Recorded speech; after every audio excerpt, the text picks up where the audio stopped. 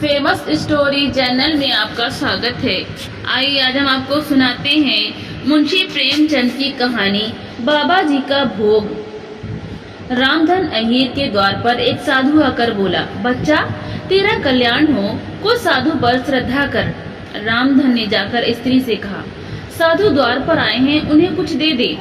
स्त्री बर्तन मांज रही थी और इस घोर चिंता में मग्न थी कि आज भोजन क्या बनेगा। घर में अनाज का एक दाना भी न था। चैत का महीना था, किंतु यहाँ दोपहरी को अंधकार छा गया था।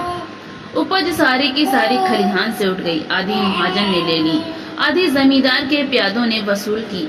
भूसा बेचा तो बैल के व्यापारी से गला छूटा। बस थोड़ी सी गांठ अपने हिस्से में आई, उसी को पीट पीट कर एक मन भर दाना निकाला था।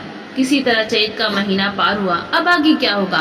क्या बैल खाएंगे, क्या घर के प्राणी खाएंगे, ये ईश्वर ही जाने।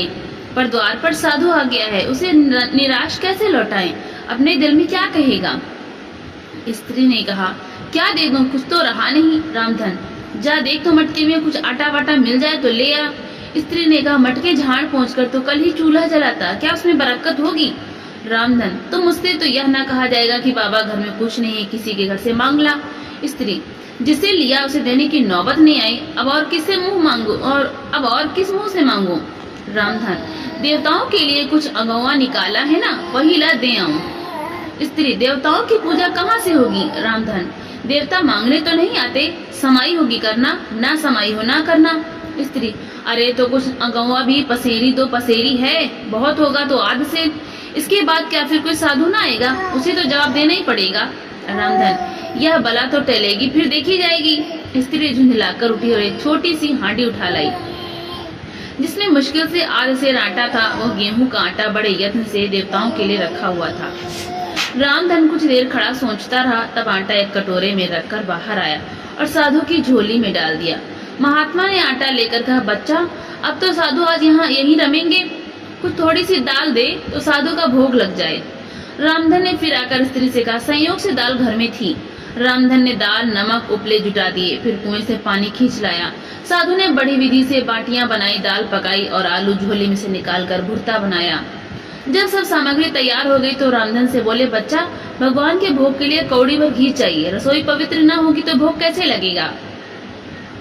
रामधन, बाबा जी घी तो घर में ना होगा। साधु, बच्चा भगवान का दिया तेरे पास बहुत है, ऐसी बातें ना कहें। रामधन, महाराज मेरे गाय भैंस कुछ नहीं, घी कहाँ से होगा? साधु, बच्चा भगवान के भंडार में सब कुछ है, जाकर मालकिन से कहो तो। रामधन ने जाकर स्त्री से कहा, घी मांगते हैं, मांगने को भीख, पर घी बिना कौर नहीं धंसता। स्त्री, तो इसी दाल में से थोड़ी लेकर बनिए के यहाँ से ला दो। जब सब किया है तो इतने के उन्हें क्यों नाराज करते हो? घी आ गया।